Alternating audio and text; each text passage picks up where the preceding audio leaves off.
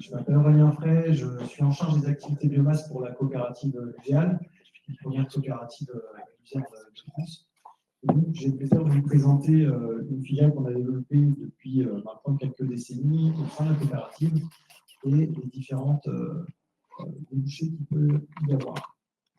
Pour remettre un petit peu l'historique et surtout vous faire connaître le miscanthus, je ne sais pas s'il y a des personnes qui ne connaissent absolument pas, ça commence à être réputé.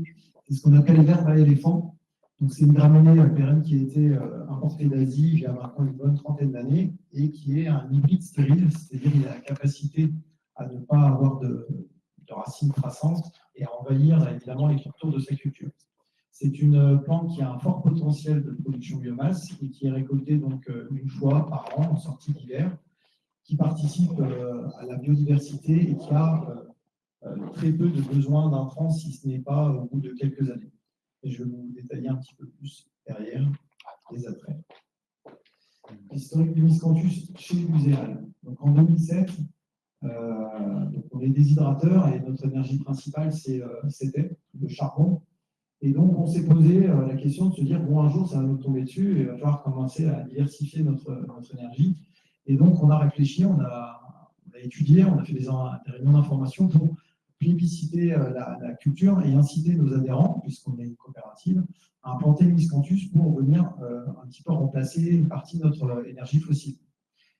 À l'issue de ce travail qui a duré 2 ans, en 2009, on a su développer à peu près 400 hectares de surface miscanthus avec une valorisation donc, au final énergétique pour substituer notre charbon. Au bout de 2 ans d'exploitation, il se trouve qu'on a rencontré quelques freins techniques, notamment sa masse volumique. Le miscanthus ne pèse que 110 kg du mètre cube, et donc évidemment dans le transport, c'était très impactant, et dans le stockage. 400 hectares, ça représente quelques milliers de mètres cubes, et donc on a été aussi un petit peu contraint par les ICPE à faire des petits lots pour éviter d'avoir des gros tas de miscanthus stockés. Et puis, en face de ça, on a toujours aussi la concurrence économique pure et simple du charbon, qui restait très peu cher à l'époque, à hauteur de $40 la tonne. C'était 2 fois plus cher, 3 fois plus cher de broyer du miscanthus que du charbon. Malgré ça, notre volonté a été évidemment de continuer à utiliser cette culture. Et donc, on a développé pour cela des nouveaux marchés, une nouvelle diversification pour valoriser la culture et rémunérer nos adhérents. J'ai oublié de dire, évidemment, la concurrence était aussi sur la plaquette forestière qui, à l'époque, restait encore peu accessible en termes de tarifs. Aujourd'hui, donc, les nouveaux marchés, les nouveaux complexes énergétiques également que j'ai développé derrière, nous a permis de développer actuellement 550 hectares de miscanthus au sein de nos adhérents. Donc, le miscanthus, une fois récolté, se présente ainsi. Donc, c'est un paillis qui va se présenter sous taille, du moins, entre 2 et 4 cm, on le forme ainsi. On en fait des grosses balles de 250 kg ou alors des balles de 15 kg. Alors, les vertus, enfin, les débouchés, je vous les expose juste derrière. L'autre développement, c'est sous forme de granulé. On est granulateur historique. Et donc, ce granulé, on va également le valoriser. Et dernière valorisation, on va rebroyer le granulé pour en faire une miette qui va avoir des débouchés sur plutôt les litières. Donc, les 4 principales débouchés du miscanthus au sein de la coopérative sont l'énergie, puisqu'on l'utilise encore en énergie, mais cette fois sous forme d'incorporation dans les granulés de bois, dans les granulateurs de bois également. Et aujourd'hui, beaucoup d'industriels sont amenés à brûler des granulés agropolais, comme on dit, à travers des chaudières biocombustibles. Et donc, on valorise notre miscanthus, une partie de notre miscanthus sous cette forme. L'autre débouché, les autres débouchés vont être la litière, le paillage horticole et l'alimentation granulée. Je détaille juste derrière. Alors, quelques exemples. Par exemple, la litière pour chevaux est valorisée, le miscanthus est valorisé grâce à un grand pouvoir absorbant qui est au niveau de son corps spongieux, va absorber beaucoup autour de 300% les liquides. Et on a une belle réduction du volume de litière et de fumier dans l'utilisation de litière cheval. L'autre utilisation, c'est des litières avicoles, sous forme de paillis un peu plus sur terre battue, ou alors de granulés émiettés sur sol béton. Donc ça, c'est pas mal apprécié, notamment dans des traitements préventifs de taux de dermatite sur les élevages. Litière bovin, j'aime bien cette photo. Litière bovin, on a l'impression qu'elle est au bar, la vache. Donc granulés émiettés sur logette qu'on distribue avec des distributeurs automatiques. Et justement, on est allé appeler là et à ces consommateurs de ce produit. Ensuite, on a des développements sur la partie horticole cette fois. Ça nous permet, donc les différentes vertus de ce paillage, c'est de protéger de la chaleur et du froid, de garder l'humidité. On a un sol qui reste extrêmement humidifié malgré des hautes températures. Ça limite la pousse des mauvaises herbes puisqu'on va couvrir à hauteur de 6-8 cm. Il n'y a plus de photosynthèse qui s'effectue et plus de pousse de mauvaises herbes.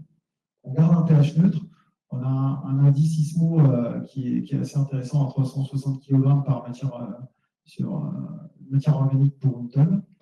On n'a pas de graines, comme je vous disais, c'est un hybride, donc il n'y a pas de repousse de miscanthus, et on améliore la vie biologique du sol. Certains jardiniers nous ont dit qu'il y avait un effet répulsif des limaces, donc je me suis permis de le marquer aussi dans la présentation. On a aussi du paillage d'ornement, donc là c'est plus au niveau des mairies, on en a à Rethel, on en a sur Reims, où on va couvrir différents ornements au niveau des villes.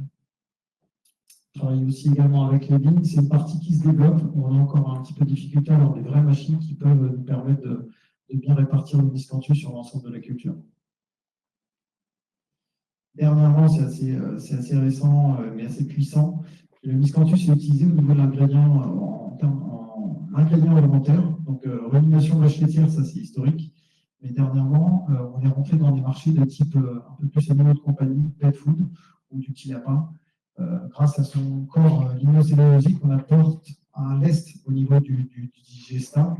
Et donc, c'est utilisé dans les marques que vous pouvez voir chez Purina notamment. D'autres pistes d'amélioration, parce qu'on n'a pas fini d'explorer, à l'instar du chanvre, justement, qui est utilisé au niveau des matériaux biosourcés, le miscanthus également peut être utilisé dans la fabrication d'agglos, même de matières type plastique. Alors, c'est du plastique, évidemment, nature, mais au niveau des équipements automobiles, il y a du travail à ce niveau-là. Il faut développer quand même ces parties en injectant pas mal d'euros. Quelques éléments économiques, justement, pour venir vous apporter des éléments miscanthus. Donc, le petit rappel du parcours cultural, donc c'est les graminées pérennes qui est implanté pour une vingtaine d'années minimum, des parcelles qui font 25-30 ans actuellement. C'est un rhizome. On peut implanter sous forme de rhizome, mais également dernièrement sous forme de plan. Et donc récolte annuelle en sortie d'hiver. Voici une photo pour l'implantation rhizomique avec la machine qui a été développée il y a quelques années, dans les années 2010. Ça, c'est la partie souterraine du rhizome, justement, une fois développée. Là, je levais des jeunes pousses. Et une nouvelle technique, je n'ai pas vu Guillaume Riche aujourd'hui, mais Société Rhizosphère qui a développé cette implantation particulière du miscanthus ces dernières années. Et voilà le développement miscanthus avec la levée des pousses, une croissance assez importante et à atteindre 3-4 mètres sur sa fin de croissance végétale avant de sécher et d'être récolté donc, en sortie d'hiver par la coopérative. Alors les intérêts technico-économiques, je vais passer en chiffres derrière, mais donc on a une bonne capacité de production de masse dans les sols assez profonds. Les rendements vont de 8 à 15 tonnes de matière sèche suivant les sols. Aujourd'hui, notre moyenne, elle est, je vais développer les rendements derrière, mais on va dire qu'une implantée classiquement, on est au moins un post-tonne de matière sèche. Les premières années viennent un peu gréver notre rendement global, tout simplement parce que le miscanthus a été implanté à l'époque sur des beaux parcelles, sur des fonds de terre, pas des marécages, mais des sols très très humides qui n'arrivaient pas à être valorisés dans d'autres cultures. Aujourd'hui, le miscanthus à part entière est une culture qui rapporte et donc qui est implantée vraiment sur des bons sols. Donc on a une récolte et un stockage qui est assuré par la coopérative Luséal. C'est une plante qui est respectueuse de l'environnement et grâce à son bas niveau d'intrants qui est très plébiscité par les agences de l'eau pour les aides de protection de captage d'eau. J'en toucherai deux mots derrière puisque ça va jouer évidemment beaucoup sur l'intérêt technico-économique. Le désherbage, il y a un désherbage qui s'effectue l'année d'implantation, puis après, on a arrêt des interventions phyto, conservation de la biodiversité avec un abri pour la faune et la microfaune, lutte contre l'érosion des sols, évidemment, avec conservation d'un mulch d'année en année. Le miscanthus pousse, c'est une grande tige, et elle peut restituer ses nutriments avec des feuilles qui redescendent et qui vont faire un mulch qui fait au moins 20-30 cm d'épaisseur en sortie d'hiver. Voilà.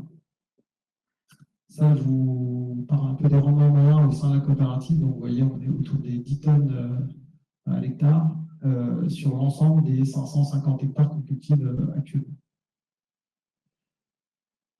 Voici les niveaux de valorisation des apports justement au niveau de nos adhérents. Donc, on a commencé dans les années 2016, vous voyez, avec un niveau de rémunération à hauteur de 60 € la tonne de matière sèche. Et là, j'entends, c'est all inclusive, c'est-à-dire c'est la coopérative qui récolte, qui rend, qui amène à la coopérative et qui déshydrate et qui transforme, etc. 60 €, c'est vraiment le niveau net de rémunération de l'agriculteur. Aujourd'hui, grâce à des nouveaux marchés, dont ceux que je reparlais en pet food, qui sont beaucoup plus rémunérateurs que l'énergie, on arrive à des niveaux de rémunération qui se tiennent à hauteur de 100 € la tonne de matière sèche. Donc ça se tient depuis 4 ans. C'est l'objectif de la coopérative de rester sur ce niveau évidemment élevé de rémunération et de tenir la bougie au-dessus des 90-95 € de rémunération de TMS. Alors je vous ai fait une petite simulation pour bien figurer la rentabilité. Donc la marge nette estimée par hectare. Considérez que la première année, c'est l'année 0, une année d'implantation qui va coûter évidemment quelque chose. La première année, il n'y a pas de récolte. C'est une première pousse et on va passer un voyage pour bien implanter la culture. Et c'est seulement à l'année première récolte qui s'effectuera en deuxième année où les rendements vont commencer à s'élever à 5 tonnes de matière sèche, 8 tonnes la troisième année. Pour finir, je l'ai mis à 2 tonnes parce que, comme je vous l'ai dit, c'est quelque chose qui se tient régulièrement au niveau de la COP aujourd'hui. Sur les 17 prochaines récoltes. Je me suis arrêté à 20, mais on peut aller encore plus loin. Quand vous considérez donc ce delta de 20 ans, vous allez récolter au total 217 tonnes de matière sèche, avec les tonnages dont je vous ai parlé là. Et quand vous contrebalancez ça, donc ça vous fait un apport à hauteur de 100 € à rémunération de tonne de 21 700 €. Vous déduisez à cela évidemment les frais d'implantation hors subvention. Je le souligne tout simplement parce que dès l'instant où vous êtes sur des zones de captage, il y a en ce moment plus de 50% d'aide à l'implantation du miscanthus. Il y a également des aides à la construction de stockage dédiés, enfin voués à stocker du miscanthus. Là, j'y vais le plus brutal possible, donc 3 800 € d'implantation, ce qui fait que divisé sur les 20 ans d'exploitation, vous êtes à un rendement, enfin une rentabilité de 895 € par hectare et par an. Bien figurer, encore une fois, que pour ce niveau de rémunération, l'agriculteur n'a aucun travail mécanisé, hormis celui qui veut bien faire et monter au-dessus de ces 12 tonnes, justement, en matière sèche, hormis faire un petit coup de broyage après la récolte, pour qu'il y ait une repousse nette et franche. Mais sinon, pas de travail mécanisé, pas d'intrants. Alors, je ne suis pas spécialiste agronome, c'est pas ma culture initiale. Mon collègue chef de club en aura parlé mieux que moi. Il y a un petit coup, peut-être de potasse à les remettre sur les années qui suivent, mais c'est vraiment très très minime. Et surtout, il n'y a aucun insecticide, rien du tout. Donc la récolte gérée par la coopérative, la récolte qui est gérée par la coopérative fait qu'en fait l'agriculteur n'a aucun travail, c'est pas chronophage, il ne s'occupe de rien, hormis envoyer son récap et sa facturation. Voilà, j'ai été assez vite. Si vous voulez, juste derrière, pour ceux qui, on va donner une autre diapo, justement, s'il y avait des questions techniques, on a mis avec le chef de plaine, parce que je m'attendais à des questions de la part des agriculteurs en disant, ben non, il y a d'autres choses à faire.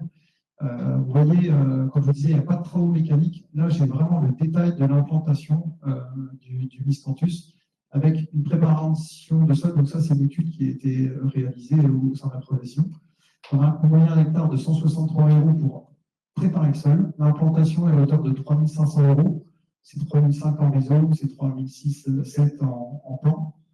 Et donc, derrière, on a un désherbage qui coûte entre 50 et 70 euros base de Dakota, et puis désherbage juste après la végétation. L'irrigation, c'est assez faible, hein, c'est à hauteur de 7% en fréquence. Normalement, je compte tous les euros, donc on est déjà à 3 753 euros. Et la première année, la deuxième, la A0, pardon, un petit désherbage à nouveau, le broyage dont je vous parlais, de l'entité au plan d'irrigation, enfin, je mets encore tout. Et donc, l'implantation à 3 800 euros, c'est celle-ci. Vous voyez que les coûts sont, j'ai mis le maximum pour vous dire, la réalité, c'est celle-ci. Voilà. Voilà.